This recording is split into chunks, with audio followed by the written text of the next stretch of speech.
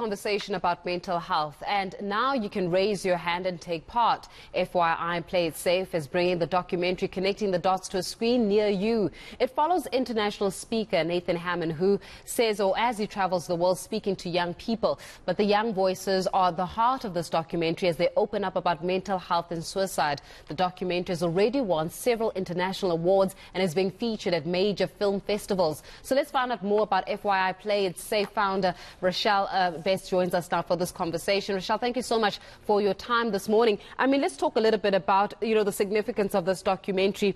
15 to 24-year-olds or 19-year-olds or so, we've got suicide being the fourth leading cause of death. This is something that we cannot take lightly. It's actually becoming a global pandemic of its own kind. Talk to us about the significance of this documentary in the hope to shine a spotlight onto this very cause. Yeah, thank you for the opportunity. So, connecting the dots is really about opening up the conversation around youth mental health. So it follows a number of the youth who talk openly about their mental health.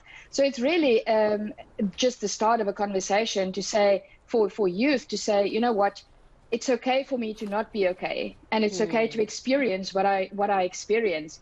But similarly, it also it empowers the parents of those youth or teens, to say, how do I open up the conversation with my teen? How do I listen to the things that they say, even when they're not talking? So yeah, we're very excited to bring Connecting the Dots to South Africa. I mean, speaking a little bit about this, I mean, I'm sure it also touches base on the different types of communities that you're confronted with, right? So maybe in some communities it may be a little bit more conservative, and so the issues around mental health are not necessarily openly dealt with. And then versus other communities which will be more liberal and more embracing, where we find, that teens can have the space and the environment to actually voice out their feelings. But there certainly is a discrepancy, isn't it, between the different communities and how the realities are of these various young people. Definitely. I mean, part of the documentary was filmed in Zimbabwe, and what struck me about that was, there's not even 20 psychiatrists in the whole of Zimbabwe to deal with mental health. So they, in that community, they've started a whole structure around peer support. How can parents support children better? How can the community support children better? And how can even the elders support the children better to open up the conversation? Because as you rightfully said, there's such a stigma that is still present when we talk about mental health, and that is what we're hoping to really break down with this film. Yeah, I mean, when we're looking at even the kind of content that we will be exposed to, it's the content which is the raw footage and the raw feelings of these teenagers. From what we understand is that some of the footage is even taken from the teenagers' bedrooms. So it's almost a very intimate view and a very intimate perspective into the daily lives of teenagers, especially around this COVID-19 pandemic.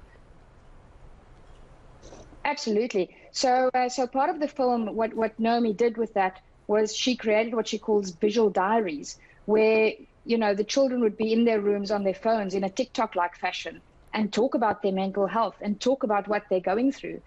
So it struck me really, it hit home hard for me, because there were two specific instances. The one was where there's a boy, probably about 14 years old, that said, it took him 5 years to open up about his mental health.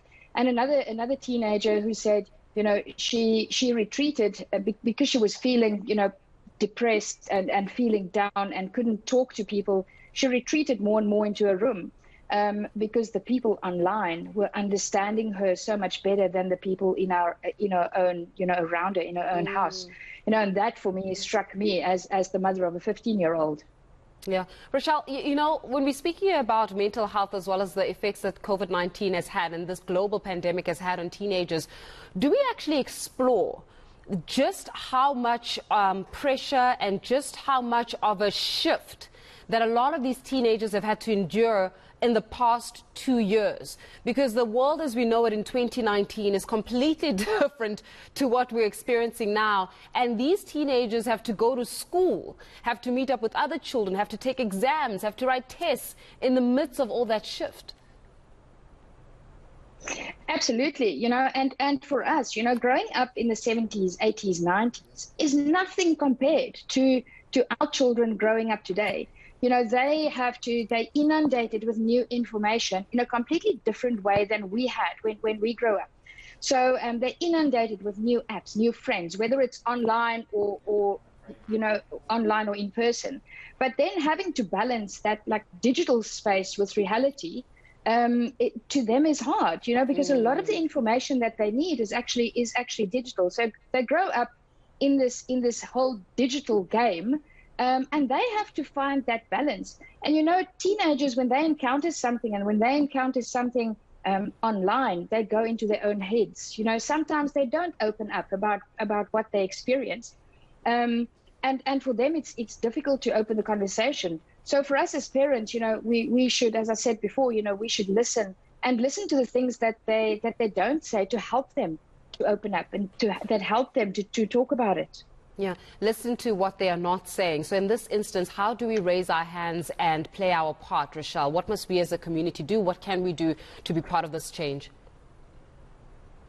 I think first and foremost, just without judgment, listen. When I was speaking to Naomi, the producer of the film, in this week, what struck me about her is she experienced every one of these children, that actually she created a safe space for them. And they talked openly about their mental health. So it's really about seeing just signs in how your children act, their behavior, and then really looking into the things that they're saying, trying to figure out if they say something. I mean, if they come home from school and they say it was okay, and I'm fine, how do you really get to what happened today? So rather than saying, why are you on your phone so much? Maybe it's a case of, what are you experiencing? What are you, who are you talking to? More in a non-judgmental way. And I think that's part of what helped these teenagers open up so well to mental health. It's about creating a safe space here for all these young people who've had to navigate unprecedented times. We have to leave it there. Rochelle Best, the CEO and founder of FYI Play It Safe. And of course, if you are struggling with severe anxiety, depression, suicidal ideation as well, the South African Depression and Anxiety Group is reachable on their 24-hour helpline. Do not go through this alone. Reach out for help. 0800 456 789. I'm going to repeat it. 0800 456 789. Reach out for help.